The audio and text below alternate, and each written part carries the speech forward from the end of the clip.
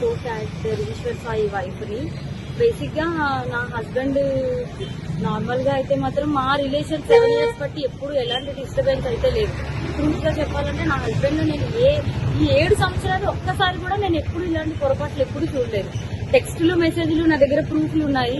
చూపిస్తే మాత్రం అంటే ఇట్లా ఎలా వస్తుందంటే మరి నా హస్బెండ్ కూడా చెప్పడం ఏంటంటే తనే ఇట్లా నన్ను కొంచెం ఇది చేసింది. సో అందుకోసం అని ఏ అబ్బాయి అయినా సరే మరి ఎట్లా ఇలాగే అయిపోయింది ఇంకా అని చెప్పి తను చెప్తున్నాడు. మరి ఆ అమ్మాయి ఏమంటుందంటే నాతో కూడా చాలా మంచిగా మాట్లాడేది. సో నేను లాస్ట్ టైం సూసైడ్ చేసుకోవడానికి వెళ్ళాను అనమాట. ఇట్లా ఈ అమ్మాయి విషయంలోనే కొంచెం నాకేదో కొంచెం నెగిటివ్ వైబ్ వచ్చి సో నేను బయటికి అంటే నేను సూసైడ్ చేసుకోవడం వరకు వెళ్ళిపోయాను.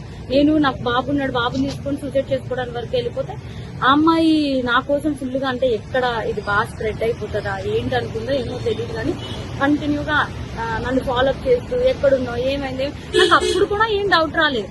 తర్వాత చూస్తే మెసేజ్లు ఇవి అవి అన్ని చూస్తే ఇలా రావాలి మీ అన్న రావాలి. మెయిన్ వాళ్ళిద్దరికి కలిపి ఒక ఆయన ఉన్నాడు, ఆయన రిత్విక్ అని చెప్పి వాళ్ళిద్దరు మీడియేటర్, అబ్బాయి పర్సనల్ అసిస్టెంట్ ఇద్దరికి.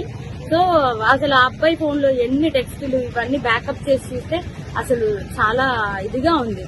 సో నేనైతే మాత్రం కోరుకునేది ఏంటంటే నా హస్బెండ్ అయితే తప్పైపోయింది, నాకు ఒక ఛాన్స్ అయితే ఇవ్వు అని చెప్పి ఆయన చెప్తున్నారు. కానీ ఆ అమ్మాయి నుండి ఎప్పుడు నేను ఏం ఫేస్ చేస్తానో తెలియదు. కానీ ఎందుకంటే ఇప్పుడు నాలాంటి అమ్మాయికి అంతమంది ఫాలోవర్స్ ఉంది, పైగా నాతో ఇంత మంచిగా ఉండి ఇంత చేసిందంటే వాళ్ళ అమ్మగారు రికార్డు కూడా ఉంది. నేను పొద్దున్న వాళ్ళ అమ్మగారికి ఫోన్ చేసి అడిగితే మా అమ్మాయి అంతే అలాగే చేస్తుంది అని చెప్పి అంటుంది. నా దగ్గర రికార్డు ఉంది. ఫోన్ స్విచ్ ఆఫ్ అయ్యేటప్పటికి నా దగ్గర ప్రూఫ్ లేకుండా ఉంది, ఆన్ చేస్తే అది కూడా ఇస్తాను. సో ఇట్లాగా ఇప్పుడు నాకు అన్యాయం జరిగింది. నా పేరెంట్స్ మా సిస్టర్స్ వచ్చి ఏదో చేశారు. నా హస్బెండ్ నాతో ఏదో కొంచెం పోలీసులు దీంతో ఏదో మాట్లాడుతున్నాం అవుతుంది. ఇప్పుడు నాలాంటి అమ్మాయి ఒకవేళ వేరే ఒక అమ్మాయి ఎవరైనా దొరికింది అనుకోండి, అమ్మాయి ఇదే స్ట్రెస్ తట్టుకోలేక సూసైడ్ వరకు వెళ్తే ఎంత ప్రాబ్లం. నేను ఇది ఒక్కటే ఆలోచిస్తున్నా, ఎవరైనా సూసైడ్ వరకు వెళ్ళారు అనుకోండి అప్పుడు ఎంత ప్రాబ్లం ఉంటది. ఆ అమ్మాయికి తెలుసు నాకు బాబుని కొనేటప్పుడు నేను ఎంత డిస్టర్బ్ అయ్యాను, చాలా హెల్త్ ప్రాబ్లమ్స్ ఎలా వచ్చాయి అమ్మాయికి అన్ని తెలుసు. ఒక ఆడపిల్ల అయ్యి ఇంకో ఆడపిల్లకి అంత త్వరగా ఎలా మోసం చేస్తుంది. అది కూడా నా పక్కనే ఉండి మళ్ళా ఈశ్వర్ నిన్ను మోసం చేయట్లేదు, నేను అలాగా నీకోసం ఏడుతూ ఇంత చేస్తూ నా హస్బెండ్ తో అసలు అది ఎట్లా ఉండగలుగుతుంది. నా హస్బెండ్ కి డ్రింకింగ్ హ్యాబిట్ కూడా లేదు, అలాంటి తను డ్రింక్ కూడా చేయించారంటే అసలు నాకైతే అర్థం కావట్లేదు. అసలు ఈ ఫోక్ ఇండస్ట్రీ అంటే నేను చాలా ఈయనకి మంచి వాళ్ళందరూ చాలా మంది మాట్లాడుతుంటే అబ్బా చాలా ఇట్లా ఉంటది అట్లా ఉంటది అనుకున్నా కానీ ఇంత అన్యాయం నా వెనక ఇలా జరుగుతుంది అని చెప్పి నేను ఎప్పుడైతే అనుకోలేదు. నెక్స్ట్ ఇదేంటంటే ఇట్లాంటి అమ్మాయిని మాత్రం అసలు ఫోక్ లోకి వీటిలోకి ఎంకరేజ్ చేయకూడదు. ఎందుకంటే ఇప్పుడు నా హస్బెండ్ కి జరిగింది, రేపు అన్న రోజు ఇంకో హస్బెండ్ వాళ్ళ అమ్మగారే చెప్తున్నారు కదా డైరెక్ట్ గా మా అమ్మాయి అంతే అని చెప్పి. సో ఇవన్నీ కొంచెం చూసుకొని కొంచెం ఫోక్ లోకి తీసుకునేప్పుడు కూడా మనుషుల కోసం నేను మిగతా వాళ్ళని అనట్లేదు కానీ ఇట్లాంటి వాళ్ళని మాత్రం కొంచెం చూసుకోండి, కాపురాలు పోతాయి, చిన్నపిల్లల లైఫ్ పోతాయి. క్యాస్టింగ్ కల్చర్ అనేది బేసిక్లీ ఫిల్మ్ ఇండస్ట్రీలో ఫోక్ ఇండస్ట్రీలో జరుగుతుందనేది ఆరోపణలు ఉన్నాయి. మరి దాని మీద మీ అభిప్రాయం ఏంటి? ఇది కూడా అదే కోణానికి చెందిందా లేకపోతే ఇండివిజువల్?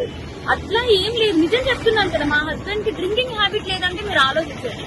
నా డెలివరీ దగ్గర నుండి ప్రతి ఒక్కటి నా హస్బెండ్ నన్ను పువ్వుల్లో పెట్టి చూస్తున్నాడు. ఏ రోజు ఇప్పుడు నా హస్బెండ్ విషయంలో 1 minute నేను ఆలోచిస్తున్నానంటే తిరిగే నా బిడ్డను గాని నన్ను గాని ఇంత కేర్ గా చూసుకుని అబ్బాయి ఏమంటున్నాడు, ఇప్పుడు ఒక అమ్మాయి వచ్చి నా మీద పడిపోతే నేను ఏం చేస్తా, ఇప్పుడు ఒక షూట్ లో ఉన్న మేము అంత క్లోజ్ అయిపోతుంటే నేను ఏం చేయగలుగుతా అంటున్నాడు.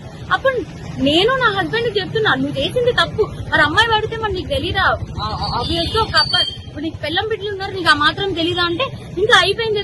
కానీ ఆ అమ్మాయికి తెలియాలి కదా, ఒక ఆడపిల్ల మరి తనకి తెలియాలి కదా.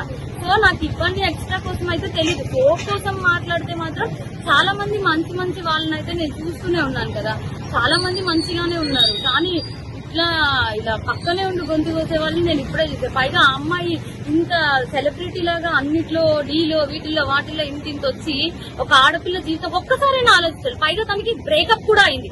తను నాకు చెప్పుకొని కూడా బాధపడితే నేను అన్నాను మీ బాయ్ ఫ్రెండ్ మీకు ఇట్లా చేసినప్పుడు మీరు ఎట్లా అయితే బాధపడ్డారో అట్లాగే కదా అని చెప్పి కూడా అన్నాను కూడా. తనకి ఆ మాత్రం అసలు ఏది గుర్తు రాకుండా ఇంత ఎట్లా చేసిందో నాకు అర్థం కావట్లేదు. ఎందుకంటే మీరు అనుకోవచ్చు ఇప్పుడు ఏంటి ఈ అమ్మాయి కోసమే చెప్తుంది వాళ్ళ హస్బెండ్ కోసం. నా హస్బెండ్ 7 years బట్టి నేను కాపురం చేశాను కాబట్టి తన కోసం నాకు తెలుసు.